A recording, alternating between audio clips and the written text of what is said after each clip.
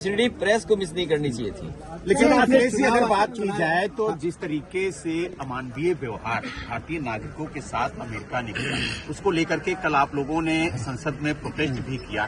क्या जिस तरीके से आप लोग आवाज उठा रहे हैं, ये आगे भी देखने को मिलेगा सदन के अंदर?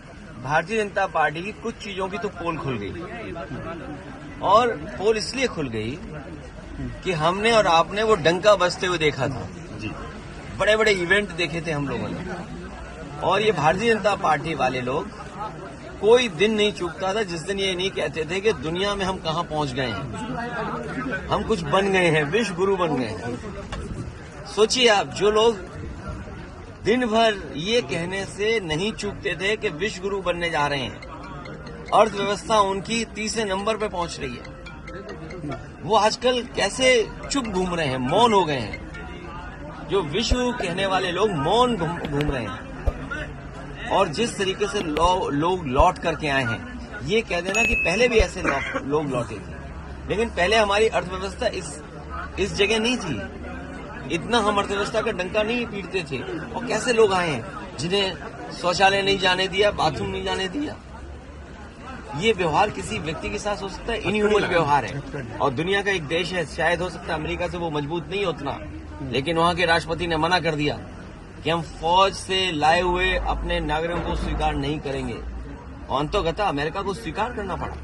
क्या भारत इतना कमजोर हो गया है? क्या हमारा हिंदुस्तान इतना कमजोर है? जब हम हिंदुस्तान का इतना बड़ा बाजार दे रहे हैं अमेरिका को, आप सोचिए नोएडा में न जाने कितना बाजार हमने उनके हाथ में दे दिया होगा। हम कहते हैं हमारे लोग इलीगल पहुंच गए, वहां पे इलीगल इमिग्रेशन हो गया। तो किसकी नाकामी है? ये सरकार की नाकामी है, जो क्वालिटी ऑफ लाइफ या उनको बेटर अपॉर्चुनिटी नहीं दे पा रही। अगर उन्हें बेटर अपॉर्चुनिटी यहां मिल रही होती, क्वालिटी ऑफ लाइफ बेटर यहां होती, तो शायद वो 50 लाख और 1 करोड़ रुपए दे करके नहीं जाते।